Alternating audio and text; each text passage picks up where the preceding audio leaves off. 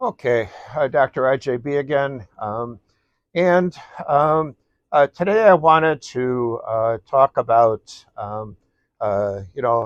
activities at the beach that you could use for exercise. Now, uh, I know somebody who is a coach for high school runners, and one of the things she tells me about was that she coaches her runners to go to the beach and do some water running.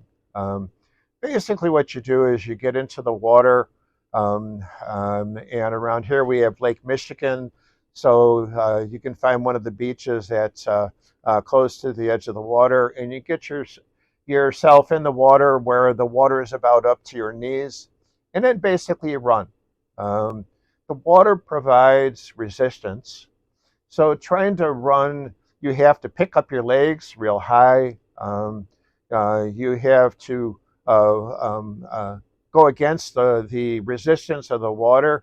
So it's kind of like a pretty good workout. And as long as you have some sort of foot protection against whatever stones there might be in the beach area, usually you're doing pretty good.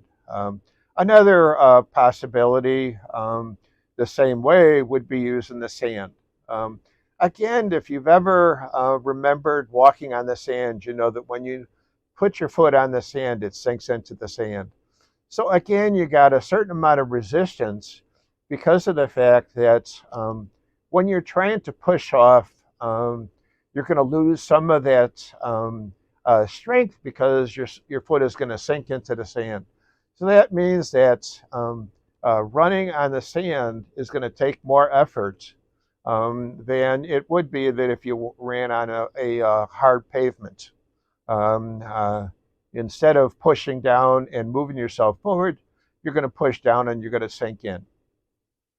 So again, this is again a way of increasing the resistance to kind of train to use the sand as a assistance, almost like putting weights on your legs. I've had the same effect, by the way, in the wintertime running on the snow. Again, the snow causes your feet to slip a little bit. It causes your feet to sink in a little bit. So once again, there's a little bit more effort when you run on the snow than if you run on the dry pavement. So I always kind of look at it this way. Um, if I'm doing a mile that's on a poor condition, a trail that's not in the greatest shape, running on the sand, running in the water. I always count it as a mile and a half because I figure it's making me work harder, pushing my heart harder, and so it counts more than just a mile. As far as the energy that I have to put out.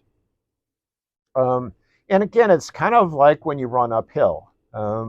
Again, you have to use more effort when you run uphill.